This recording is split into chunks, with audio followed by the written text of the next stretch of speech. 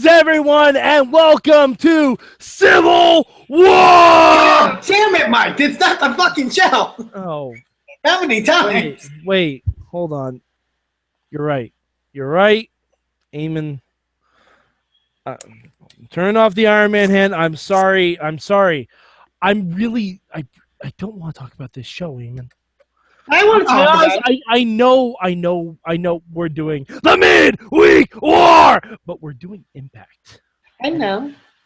And I'm Mad Mike. I'm Team Iron Man. Team Hate Impact. With me, as always, the man who suffers through this with me is the voice of Inspire Pro Wrestling, Eamon Paton. I'm here. I didn't suffer too bad. Maybe I'll get into that. All right. There was a decent level of suffering. there was suffering succotash. We'll put it that way. Fuck yeah, there was. All right. So, Eamon, what was your word for Impact this week? My word for the Impact this week is going to be Decay. Are you sure it's not Decay? Yeah. All right, we'll get to that. My word for this week is, you know what? I'll say Sienna. Okay. Yeah, and we'll get to that too. All right, so Eamon, what was your good this week for Impact? Going to my word, I'm actually going to give my good for this week to Decay. This is a very Decay-heavy episode of Impact, but I really enjoyed it. I thought this has been the most development of the stable that there's been. For a good period of time, I have liked them, but they've been like this kind of vague sort of thing that hasn't had a lot of progression other than we want the tag titles for some reason. Mm-hmm. I liked the progression they gave the characters of Crazy Steve and Abyss this week. I think we've talked in the past on the show about how Abyss really needs sort of an overhaul in a sense.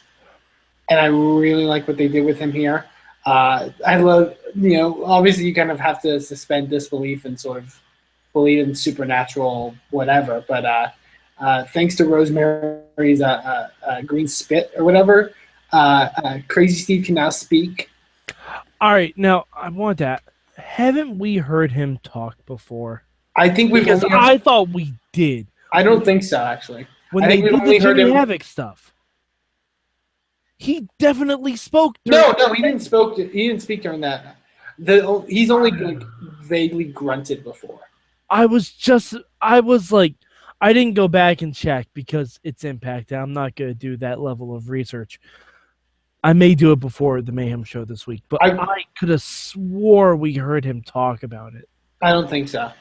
Because I thought he asked Rosemary who that was. No. He's been silent about it, I believe.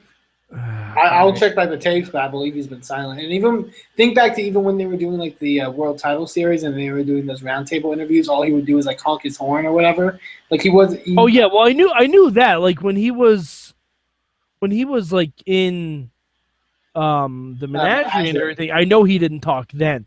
But I thought when Decay started, he spoke. I think Abyss was the only of the two that was speaking. Okay. All right. But basically the concept is that he's given him a voice, or she's given him a voice, and Abyss has now been overhauled. No longer wears a mask and wears a Decay-like face paint. And now thinks that he's beautiful. And I really liked it because I particularly love Rosemary tying in this whole story of Abyss. Like when he mentioned the fact that there have been, people have tried to control you your whole life, your father, your brother, doctors.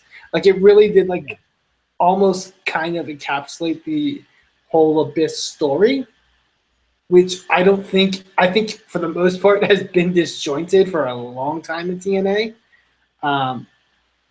You know what I mean? Yeah, although I kind of wish they didn't mention brothers, because if you actually remember that storyline, it was revealed that Joseph Park didn't exist. Well, I'll put in that case, put brothers in quotation marks, like his mythological brother or his, No, I know, and if this was Lucha Underground, I wouldn't question it. Right. But Impact has not earned that level of trust from me. But that's the thing, like the Abyss story has been very disjointed. Oh yeah, over absolutely. Yeah, it's like his father. Abyss's story has gotten almost as bad as Kane's at this point. Like if I can kind of cover it, like his father's James Mitchell, who dated his mother. His mother's in prison for beating someone or killing someone. I hope she's in the same prison as Sam Shaw. Yeah, and Abyss at some point Abyss went to jail for beating up James Mitchell. And then we had the stuff with Dr. Stevie where we dived into that stuff. And poor Daphne. And poor Daphne. And then he also has a brother who's a lawyer who's just an alter ego of him. And somehow Mil Muertes comes into play. Yeah. Fuck you. God damn it. I couldn't help it. I actually went to a bar to watch Raw this week. And I was talking about Lucha Underground, and they're like, you know who Mil Muertes is, right? I'm like, yeah, we don't talk about that. We don't talk about that. Fucking hell. But no, like even as I'm saying that, like it's very disjointed, and I like how she kind of tried to tie that all in together. And I also really like the change. Like one we've mentioned, Abyss needs a change. You know, has needed a change for a while now. Yeah, and also the fact that when the Decay sort of debuted, Abyss felt separate. Like he felt like Crazy Steve had this makeup that was very similar to Rosemary's makeup, but then Abyss was still basically wearing his attire from when he was in the Revolution. Yeah, he was wearing exactly the same thing. Yeah, so I like that he's sort of forming in more with this group, and it feels more like a full group. Yeah. All right, my good for this week is I'm gonna give it to the stuff with our new knockout, Sienna. I don't know who she is. I assume you'll tell me a little bit more about her. But Maria coming out and demanding the belt, I thought that was cool. Kind of a good way to do it, if not a bit altruistic, like a little bit too much. But then bringing out someone new, which is good because the knockout division, God, needs to be freshened up, like a lot. But someone who I haven't seen before and someone who basically beat the shit out of Jade. So, Eamon, what do you know about Sienna? Well, I know she's indie wrestler Allison Kay, but beyond that, I don't know much else. Yeah, Allison Kay, she kind of broke out, I guess, on the independent scene in a stable called the Midwest Militia, which was with former TNA knockout Havoc. I miss Jessica Havoc. Yeah, she's pretty amazing. She also had a long series of matches with Mia Yim that I would encourage you to check out, which makes me hopeful if they're going to do a program with her and Jade, because those could be really awesome matches. I would also suggest, and I was contemplating this would be my change, but I have a different change. I hope going forward, because obviously she's going to be the enforcer for Maria. Which is fine. That's great. That's a good story, yeah. But I really hope they give her a microphone at some point. Because Allison Kay is one of the best talkers on the independents. Like, she is I got to send you some promos after we film this. Because she is fucking amazing. All right, yeah, sounds good. I think you could I could really tell, even in, like, the match she had, like, some of her personality that was coming across. She didn't just come off and, like, scowl and then hit moves. Like, like she wasn't coming off, like, Velvet Sky or Madison Rainey or she had a look on her face like, okay, bitch, let's do this. Like, yeah, like she, if this is the kind of stuff Maria's gonna bring to the division to change it up a little bit, I'm all for it. Yeah, so that's my hope, is that I hope Maria's not going to be the sole mouthpiece.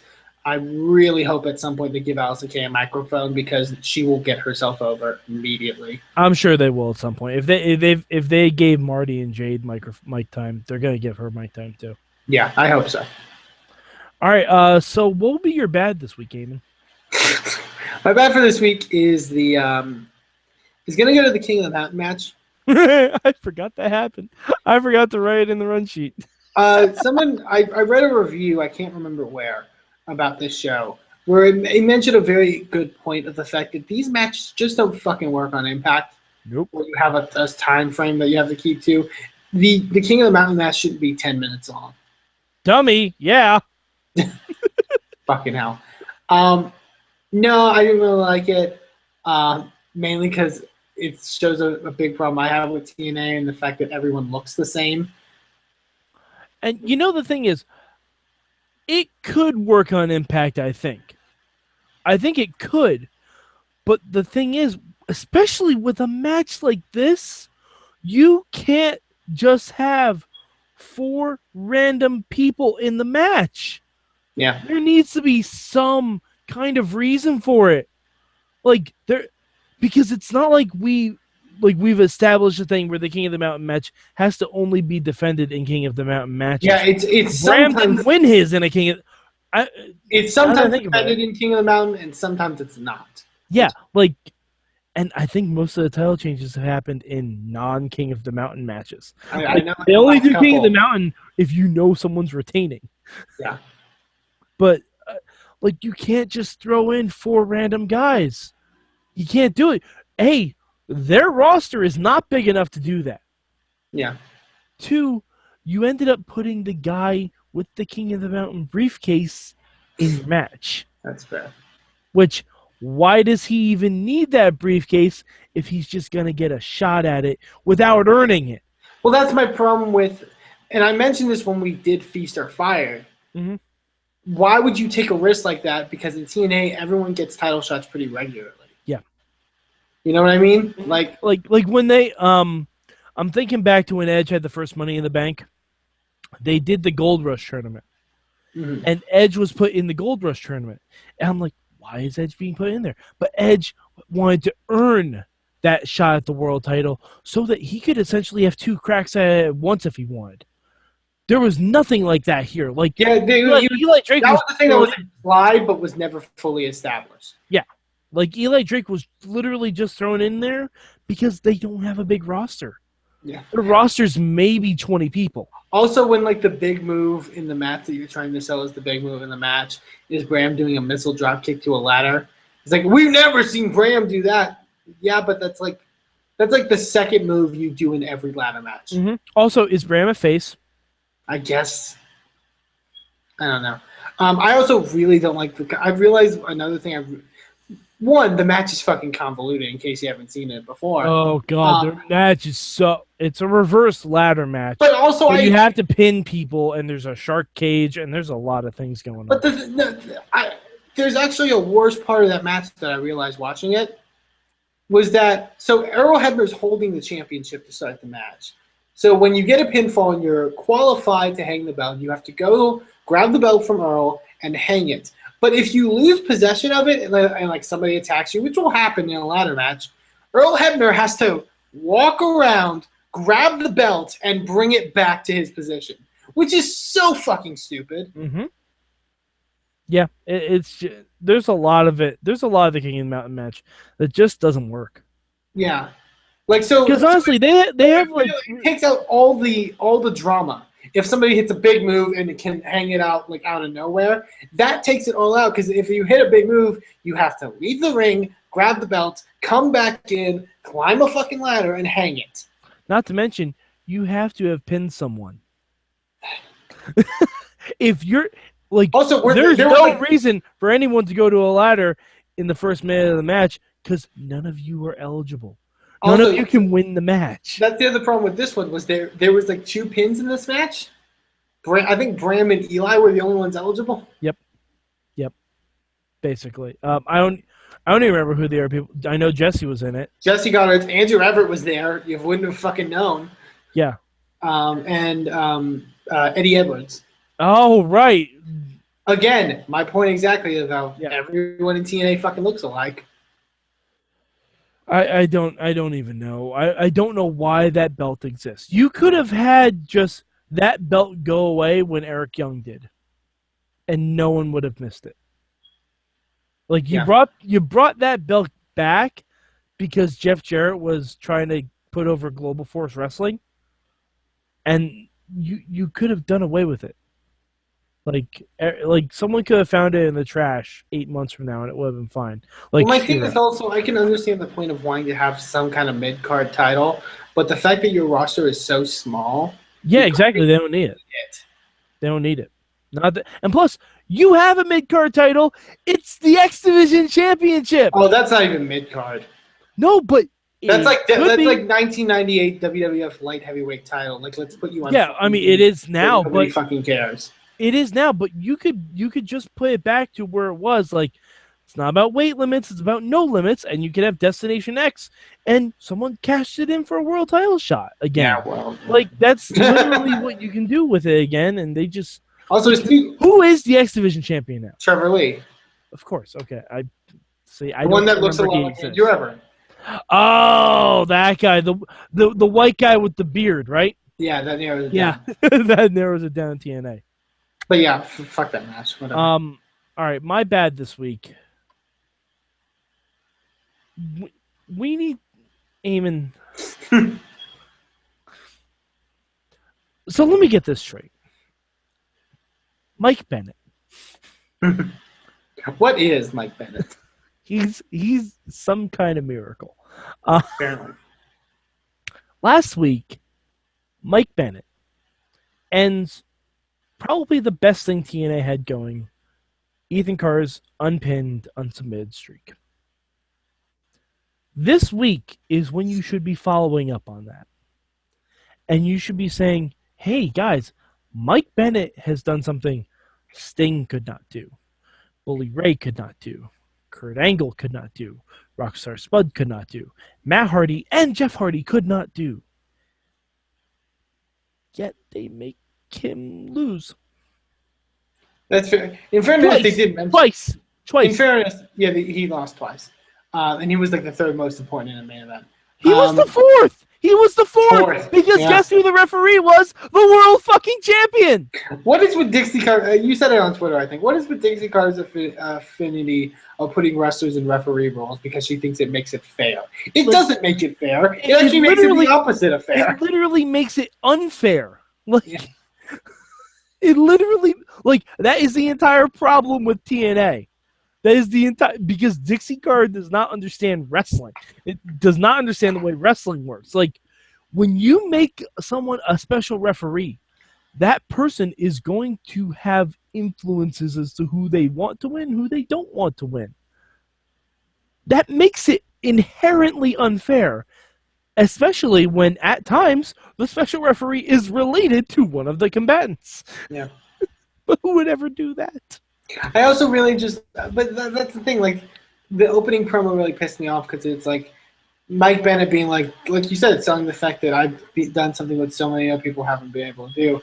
And then Jeff Hardy comes out and Pope's like, Jeff Hardy has just as much of a stake because of the people he's beaten. And no, he doesn't. Who? He beat Matt Hardy. Guess what? Good. A lot of people beat Matt Hardy.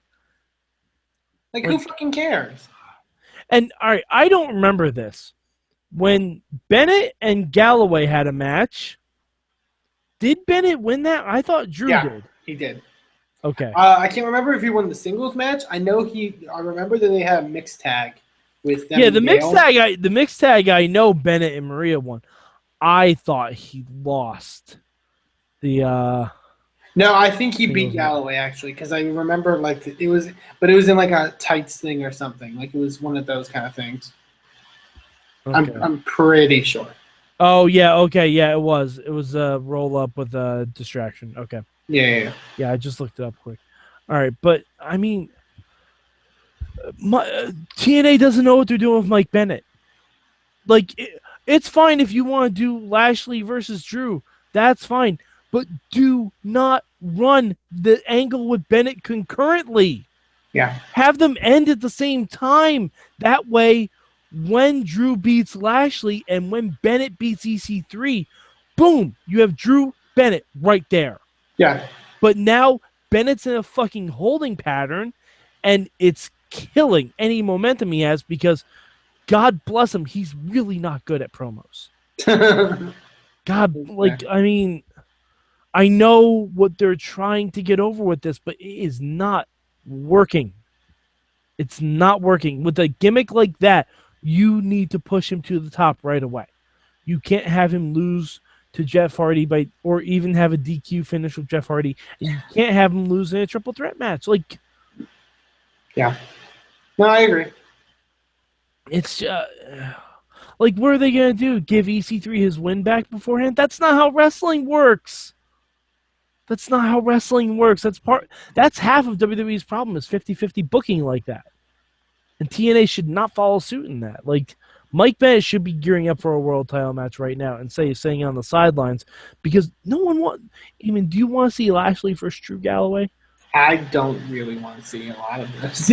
Did you want to see it in SmackDown 2006?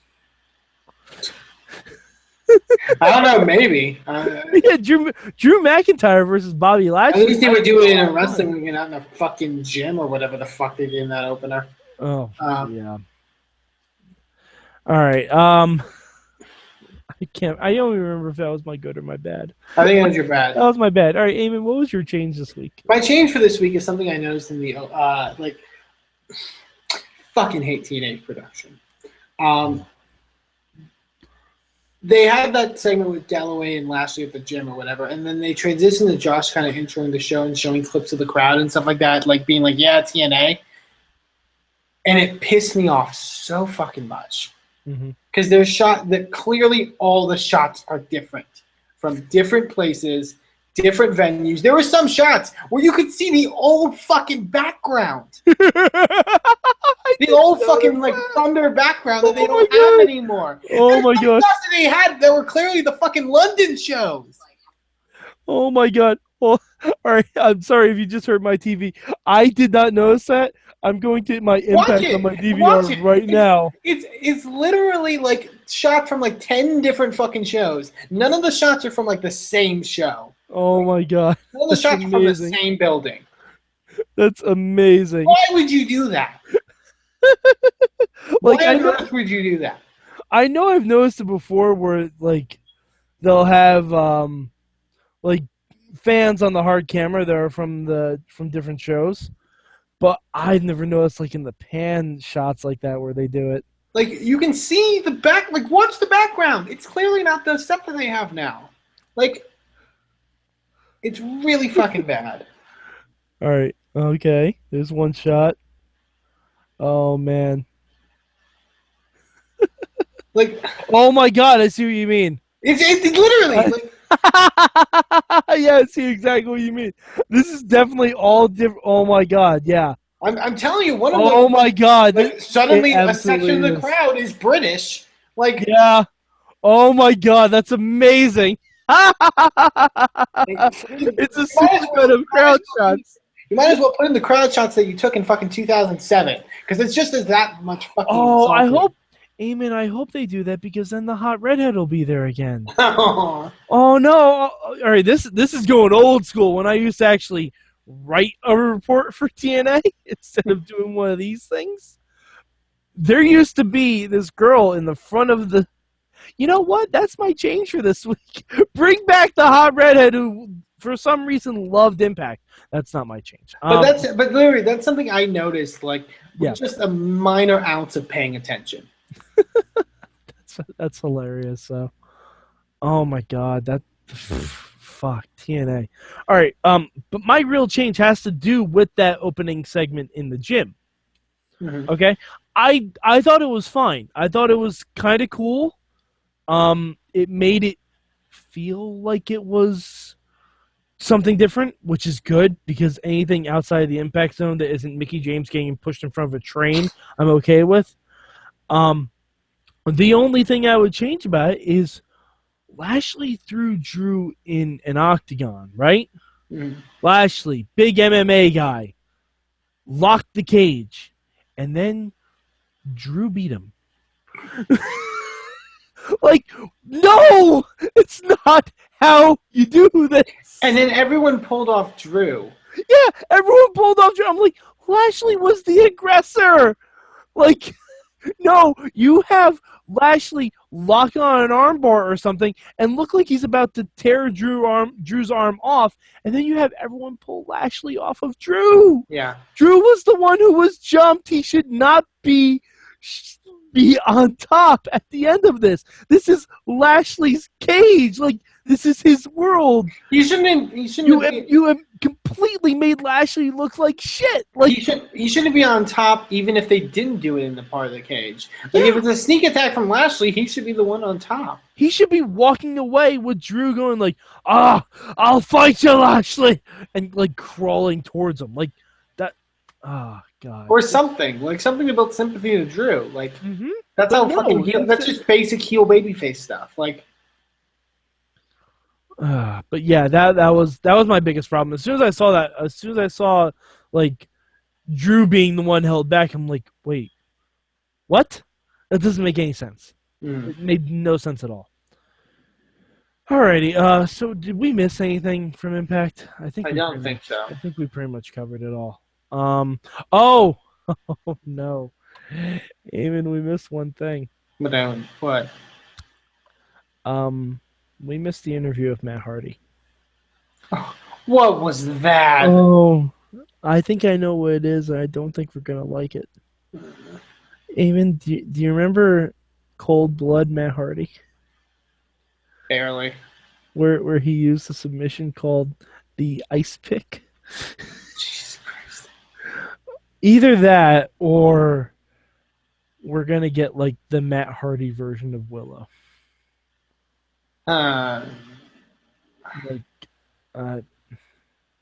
Can we stop with the Hardys?